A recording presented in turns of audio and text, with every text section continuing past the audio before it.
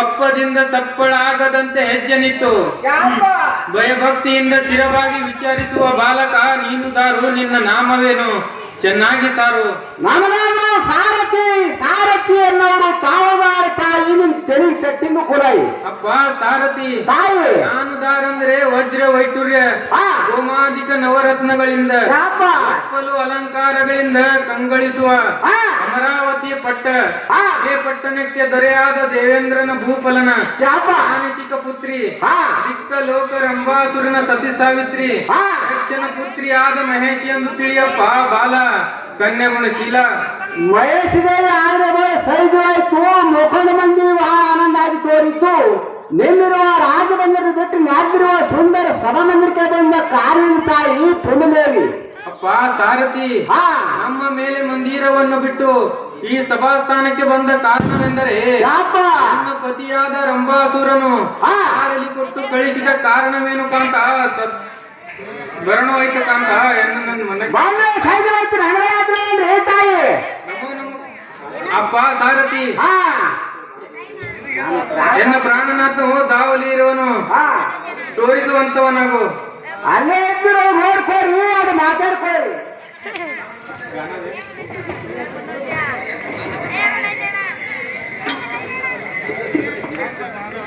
ನಮೋ ನಮೋ ಕಾಂತ, ನಿಮ್ಮ ಪಾದಕ್ಕೆ ವಂದಿಸುವೆನು. ಭದ್ರ ಚುಡಾಮಣಿ ಪುಣ್ಯಹರ್ತ ಭಾಗಿಣಿ, ಅಷ್ಟ ಐಶ್ವರ್ಯವಾಗಲಿ, ಏಳು ಏಳು ರಮಣಿ, ಸದಾನಂದ ಕರುಣಿ. ಹೇ ಕಾಂತನೇ, ಇದು ಅಲ್ಲದೆ ಮತ್ತಾದ ಹೇಳ್ತೀನಿ ಕೇಳುವಂತವನಾಗು. ಅದೇನಿರುವುದು ಚೆನ್ನಾಗಿ ಹೇಳುವಂತವಳಾಗು.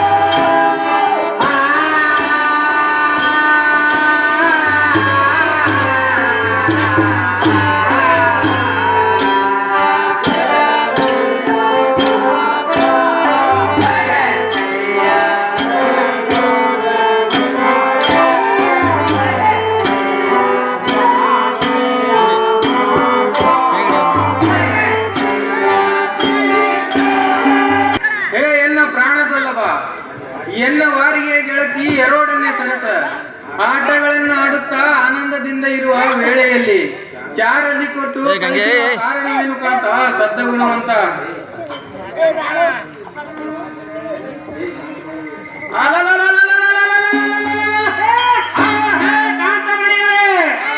ನಿನ್ನ ಮೊಹದಲ್ಲಿ ಸಿಲುಕಿ ಯಾವ ಅರಿವಿಲ್ಲದೆ ಕುಳಿತಿರುವಿರೋ ಸಟ್ಟ ಮೆರೆತಿರುವ ಇಷ್ಟು ದಿವಸ ನಟಿಸುವ ಗರೋಳೆಗಾಗಿ ವಿಷ್ಣುಮೂರ್ತಿ ಸಹಿಸಿದರೆ ನೆಟ್ಟಗಾಗುವತ್ತಿತ್ತು. ಇನ್ನು ಎಷ್ಟೆಷ್ಟು ಮೋಸ ಮಾಡುವನು. ಆದ ಕಾರಣ ನಾನೀಗಲೇ ವೈಕುಂಠಪತಿ ಅಂತ ಹೋಗಿ ಬರುವ ತನಕ ದಾಸಿಯರಿಂದಲೂ ಸೇವೆಗೊಳಗೊಳ್ಳುತ್ತಾ ಸುಖವಾಗಿರುವ ಕಾಂತೆ ಸದ್ಗುಣವಂತೆ. ಹೇ ಎನ್ನ ಪ್ರಾಣದಲ್ಲವ, ಒಂದು ವರಗಳಿಗೆ ಸತ್ತ ನೀನು ಈಗ ಎನ್ನನ್ನು ಬಿಟ್ಟು ನೀನು ವೈಕುಂಠಕ್ಕೆ ಪತಿಯೊಡನು ಯುದ್ಧಕ್ಕೆ ಹೋಗಲು ಸಿದ್ಧನಾದರೆ ನಾನೇನು ಮಾಡಲಿ? ಆ ದೇವನಳು ವ್ಯಕ್ತರಿಸಿದರೆ ನಮ್ಮ ಪ್ರಾಣ ಉಳಿಯೋದೇನು ಕಾಂತ ಸದ್ಗುಣವಂತ.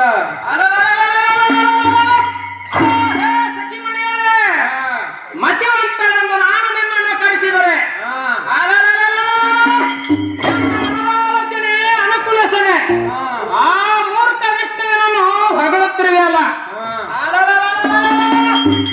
ಮಂಡಲನ ಕಡಲು ಭೂಮಂಡಲಕ್ಕೆ ಉರುಳಿಸುವೆ. ನನ್ನ ಕೋಪ ಸಹಿತ ತಿಳಿಯತ್ತೆ. ಹೇ ಪ್ರಾಣನಾಥ, ಆ ವೈಕುಂಠಪತಿ ಎಂದರೆ ಅವನ ಕ್ರಾಂತಿ, ಇರಲು ಅವನ ಆತ್ಮದಲ್ಲಿ ಆದಿಶಕ್ತಿಯು ಸದಾ ನಾಟಿಸಿ ರೂವಳು ಹಿದ್ದಕ್ಕೆ ಮಧು ಕೈಟವರರ ವಧೆಯೇನು ಶ್ರೀದೇವಿಯು ವಿಷ್ಣುನ ರೂಪದಿಂದ ಮಾಡಲಿಲ್ಲವೇ? ಕಾರಣ ದೇವತೆಗಳಿಂದ ನಾಶವು ಯಾರಿಗೂ ತಿಳಿಯದು. ಈ ನಮ್ಮ ಚರಣ ಕಮಲಗಳಿಗೆ ಬೇಡಿಕೊಳ್ಳುವೆನು. ಈ ಸಮರ್ಥ ಈ ಕಾರ್ಯವನ್ನು ಮಾಡಬೇಡ ಕಾಂತ ನಿತ್ಯವಂತ.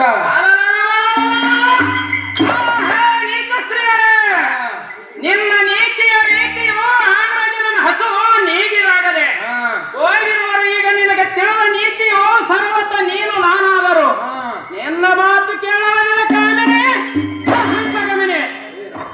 ಹೇ ರಮಣ, ಗರ್ಭ ನಮವಾಸಿಯಲ್ಲಿ ಈ ವೇಳೆ ನನ್ನನ್ನು ಒಬ್ಬಳೆಯನ್ನು ಬಿಟ್ಟು ಹೋದರೆ ನನ್ನ ಗತಿ.